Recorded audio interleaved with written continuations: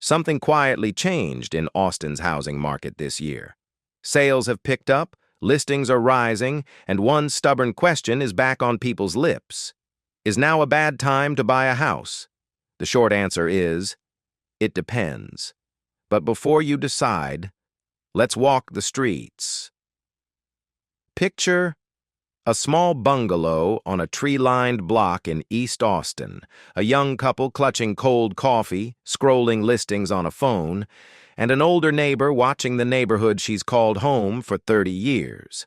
Their decisions are all tangled with numbers, prices, inventory, mortgage rates, and with something harder to measure, fear. To understand what's happening now, we need to rewind a bit.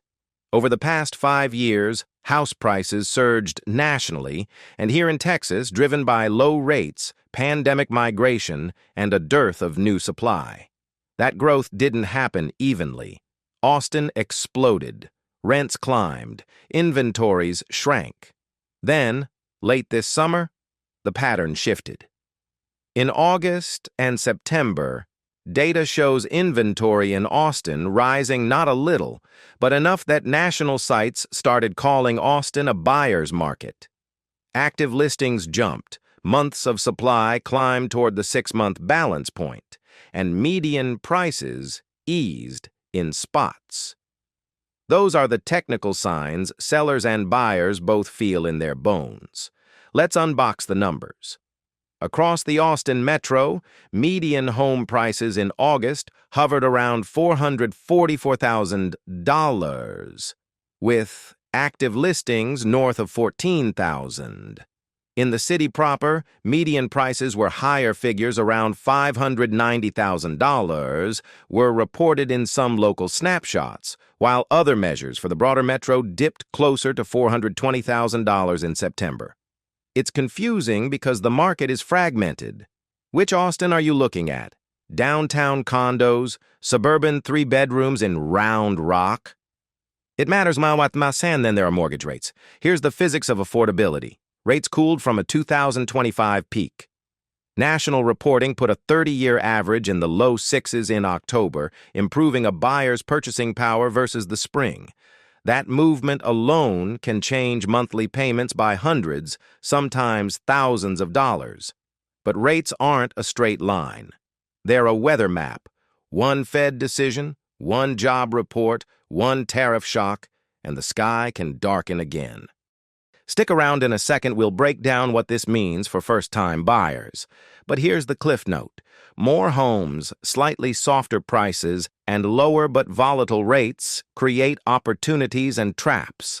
So if you're watching from a kitchen table or from a tiny apartment in South Congress, listen close. For first-time buyers, this moment feels like déjà vu hope mixed with hesitation. On one hand, inventory is up. More choices, more negotiating room, more seller concessions. On the other hand, prices are still historically high compared to wages, and lenders are asking for tighter documentation. Toss in the national economy, a shaky job market, and the political noise of tariffs and policy, and a cautious instinct to wait makes sense. Let's put real numbers in the air.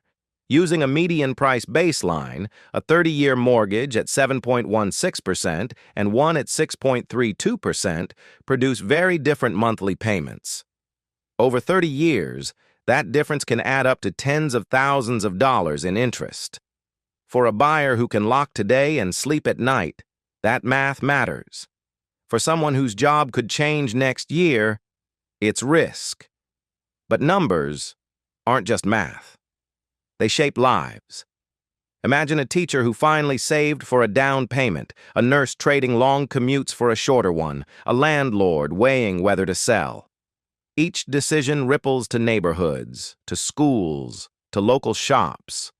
A small inventory uptick in Austin can mean a family moves closer to work, which changes the commute patterns, which changes who shops where on weekends.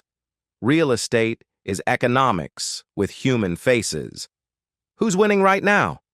Buyers with strong cash reserves and pre-approval. Why? Because the market has more homes and sellers are more realistic. Many offers are coming in below asking. Sellers who need a quick sale are negotiable.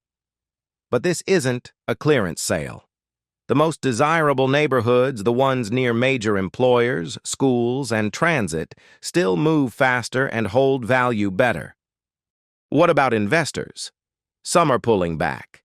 With rent growth cooling in parts of Central Texas and the cost of capital still higher than the pandemic era, the math on short-term flips is less certain. Other investors are shifting to buy and hold strategies in affordable suburbs where cash flow still works. Tone, emphasize, location, and capital structure, that's the new litmus test. And later in this video, we'll cover the risks for sellers, so don't miss that. Now, what does this mean for someone deciding today? Let's be practical. Tip 1. Be honest about your finances. Emergency fund, stable job. If you can't cover 3 to 6 months of expenses, owning can become a trap. Tip 2. Get pre-approved, not pre-qualified. Sellers want certainty. Tip 3.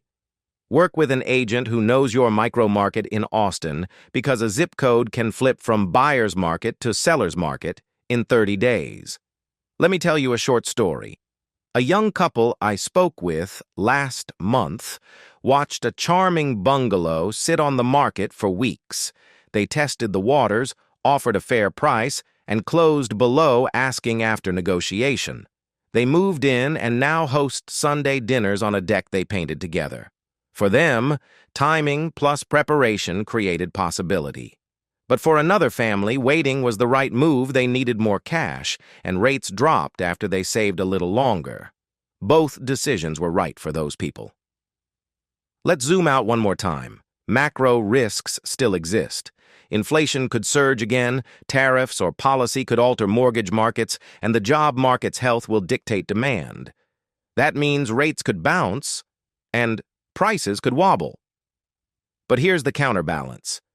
Inventory is higher than it was a year ago, and that gives buyers negotiation power most of 2020 to 2022 buyers never had.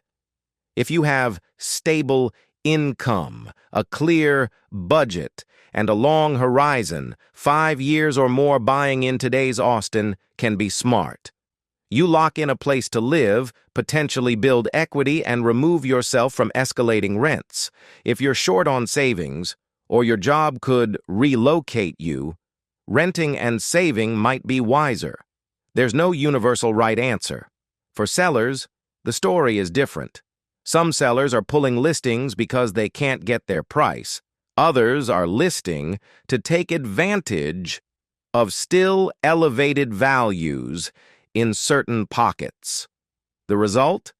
A patchwork market where strategy matters. Timing, pricing, and presentation determine outcomes more than ever. We'll break down seller tactics in another video. So, is now a bad time to buy a house in Austin? It's not a clear yes or no. It's a lens. If you look through the lens of personal readiness, long-term planning, and local micro-market knowledge, you'll see opportunity. If you only look at headlines and fear rate swings, you'll see risk. Both views are valid. What do you think? Drop your thoughts in the comments below. If this breakdown helped, hit the like button and subscribe for more deep dives into America's housing market. Share this with someone who's been watching the market. They'll thank you. And if you want to follow up, tell me which Austin neighborhood you're watching and I'll dig deeper. The city is changing, and so are the choices in front of us. In the end, buying a house isn't just about timing the market. It's about timing your life. If you prepare, understand the numbers, and know your neighborhood, you can make a move that's both brave and sensible.